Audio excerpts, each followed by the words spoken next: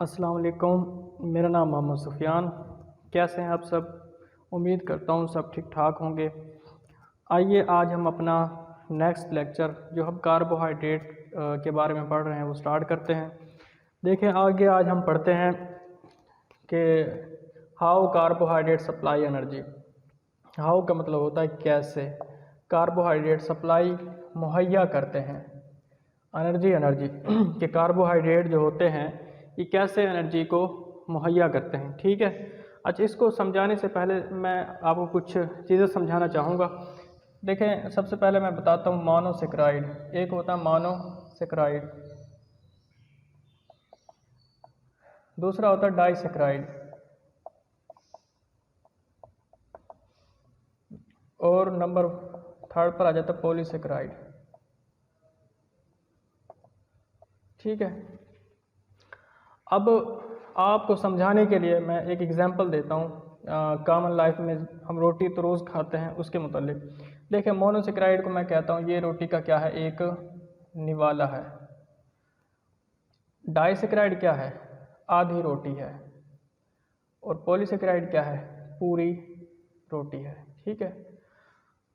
अच्छा, वैसे अब यहाँ पर मोनो का मतलब होता है एक, सेक्राइड का मतलब होता है शुगर, जिसमें शुगर के एक मालिक्यूल हो उसे हम सेक्राइड कहते हैं। डाई का मतलब दो, सेक्राइड का मतलब शुगर, सेक्राइड शुगर। पोली का मतलब होता है काफ़ी सारे।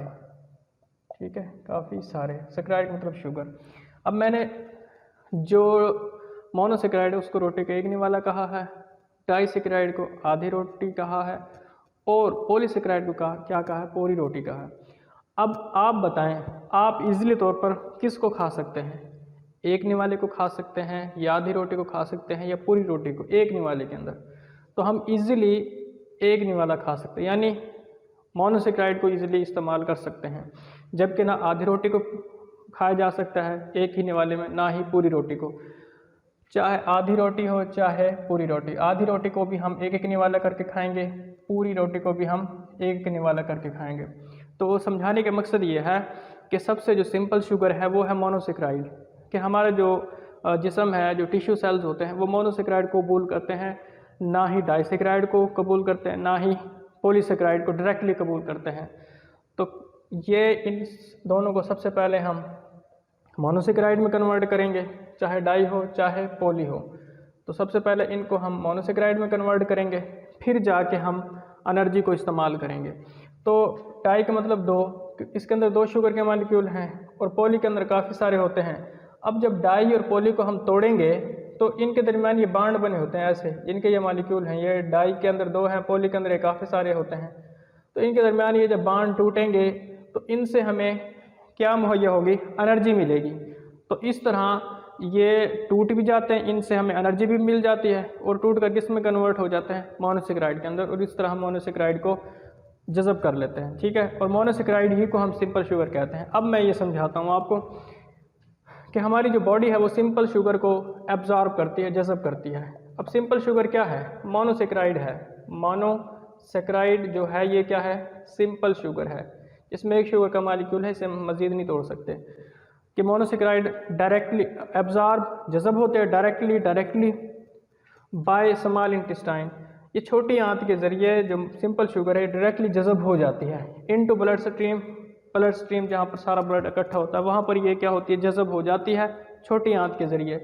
बट लेकिन डाइसेक्राइड एंड पॉलीसेक्राइड, लेकिन डाइसेक्राइड और polysaccharide do not absorb directly, लेकिन ये कन्वर्ट नहीं होते डायरेक्टली।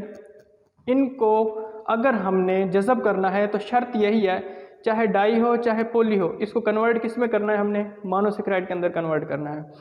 तो यही बता रहा है, फर्स्ट कन्वर्ट इनटू मोनोसेक्राइड। शर्त यह है कि सबसे पहले आप इन्हें तब्दील करें किसके अंदर, मोनोसेक्राइड के अंदर, फिर आप इन्हें इस्तेमाल कर सकते हैं, अदरवाइज डायरेक्टली इस्तेमाल नहीं हो सकते। इसी तरह जब ये पॉलीसेक्राइड है, डाइसेक्राइड है, जब ये टूटेंगे तो इनके दरमियान ये जो बांड बने हों ये भी टूटेंगे। तो जब ये बांड टूटेंगे तो इनसे हमें क्या मुहैया होगी, एनर्जी मुहैया होगी। The bond breaking provide energy.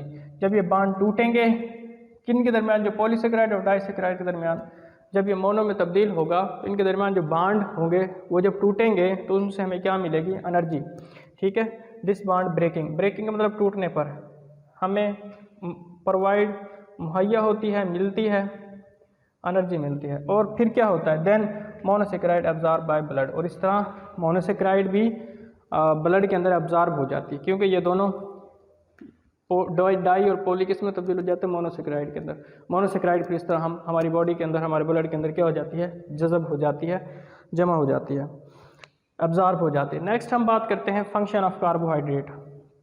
देखिए जी, कार्बोहाइड्रेट के जो फंक्शन हैं, तो सबसे पहला जो फंक्शन है ना, कंस्ट्रक्शन ऑफ बॉडी आर्गन्स। जो कार्बोहाइड्रेट है ये बॉडी के आर्गन्स की तामीर करते हैं, यानी बनाते हैं, कंस्ट्रक्शन करते हैं, ठीक है। पहला फंक्शन कंस्ट्रक्शन ऑफ बॉडी। दूसरा है असिस्ट। असिस्ट का मतलब होता है मदद करना, कि जो कार्बोहाइड्रेट होते हैं ये बॉडी की मदद करते हैं, किस में, एब्जॉर्प्शन में, जज़ब होने में। किसकी एब्जॉर्प्शन में, कैल्शियम की, कि जो कार्बोहाइड्रेट कैल्शियम को एब्जॉर्ब करने में भी मदद देते हैं। तीसरा आ जाता है हेल्प्स, मदद करते हैं, लोवरिंग। लोवरिंग का मतलब होता है कम करना। द कोलेस्ट्रॉल लेवल, कोलेस्ट्रॉल का जो लेवल होता है हमारी जो जिस्म के अंदर, उसको कम करने में भी हेल्प करते हैं, ठीक है। अगर कोलेस्ट्रॉल का लेवल ज़्यादा हो जाता है तो इससे दिल की बीमारियां पैदा होती हैं, हार्ट अटैक, जिससे खून की नालियों के अंदर ना कोलेस्ट्रॉल का लेवल ये जमना शुरू हो जाता है, और जो नालियां हैं वो खून को दिल तक नहीं पहुंचा सकती, और इसकी वजह से हार्ट अटैक होता है। तो ये क्या करते हैं, कोलेस्ट्रॉल का जो लेवल उसको कम करते हैं। नेक्स्ट, प्रोवाइड, मुहैया करते हैं, न्यूट्रेंट, ग़ज़ा, ठीक है, ग़ज़ा मुहैया करते हैं, टू फ्रेंडली बैक्टीरिया। फ्रेंडली कहते हैं दोस्ताना। हमारी जो हमारा मैदा है, हमारी डाइजेस्टिव ट्रैक है, खुराक की नाली है, उसके अंदर है ना एक बैक्टीरिया पाया जाता है। वो बैक्टीरिया क्या करता है, वो खुराक की डाइजेशन के अंदर हेल्प करता है। अब कार्बोहाइड्रेट उस बैक्टीरिया को जो हमारी डाइजेशन के अंदर हेल्प करते हैं, उसको ये क्या करता है, न्यूट्रेंट मुहैया करता है। तो यहाँ पर लिखा हुआ provide nutrient to friendly bacteria in digestive tract. Digestive tract हम कहते हैं जो खुराक की नाली है, हाजमे की नाली है, उसके अंदर पाया जाता है। ये काम क्या करता है, हेल्प इन डाइजेशन, ये खुराक को डाइजेस्ट करने में हेल्प करता है। नेक्स्ट देखें, बैलेंस, वाटर मिनरल बैलेंस। ये हमारे जिस्म के अंदर पानी का भी बैलेंस बरकरार रखते हैं, और मिनरल्स का भी बैलेंस बरकरार रखते हैं, उसका तवाज़ुन बरकरार रखते हैं। नेक्स्ट देखें, स्वीटनेस इन कार्बोहाइड्रेट। स्वीटनेस कहते हैं मिठास को, कि जो कार्बोहाइड्रेट के अंदर मिठास है, ठीक, उसकी बात करेंगे। Carbohydrate who has low molecular weight, ऐसे कार्बोहाइड्रेट जिनका मॉलिक्यूलर वेट कम होता है, वो जायके के लिहाज से क्या होते हैं, स्वीट होते हैं, मीठे होते हैं, ठीक है। कि कार्बोहाइड्रेट जिनका मॉलिक्यूलर मास कम होता है वो जायके के लिहाज से मीठे होते हैं, और जो कार्बोहाइड्रेट कम्प्लेक्स होते हैं, पेचीदा होते हैं, इसका मतलब होता है पेचीदा। और मोलर मास जिनका इंक्रीज़ होता है, ज़्यादा होता है, उनके अंदर जो मिठास है वो क्या हो जाती है, कम हो जाती है। डिक्रीज़ का मतलब क्या होती है, कम हो जाती है। अब जैसे फ्रूट की बात करें, इन फ्रूट जो स्वीटनेस है ना, मिठास है, वेरी का मतलब होता है मुख्तलिफ, के फलों के अंदर जो मिठास है वो मुख्तलिफ होती है from time to time, time के लिहाज से। जिस तरह फल छोटे होते हैं, कच्चे होते हैं, खट्टे होते हैं, फिर आहिस्ता आहिस्ता आहिस्ता एक टाइम के साथ वो मीठे होना शुरू हो जाते हैं। तो उनके अंदर जो स्वीटनेस है ये मुख्तलिफ होती है, और साथ साथ में इंक्रीज़ भी होती रहती है। ये स्वीटनेस है ये इंक्रीज़ भी होती रहती है टाइम टू टाइम, और एक वक्त ऐसा आता है कि जो फल है वो मुकम्मल तौर पर पक जाता है, ठीक है।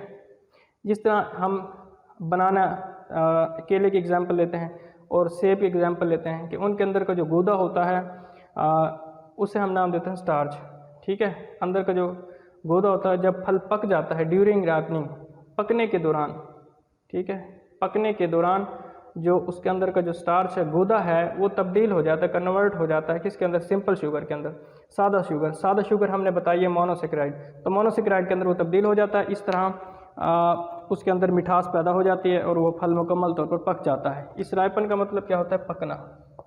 जैसे ही फल पकेगा उसके अंदर मिठास ज़्यादा हो जाएगी, क्योंकि उसके अंदर जो स्टार्च होता है, जो गूदा होता है, वो तब्दील हो जाता है शुगर के अंदर, जिससे वो फल हमें मीठा लगता है। अपना ख्याल रखिएगा और इस वीडियो को शेयर करें, ठीक है। अपना ख्याल रखिएगा। अल्लाह हाफिज़।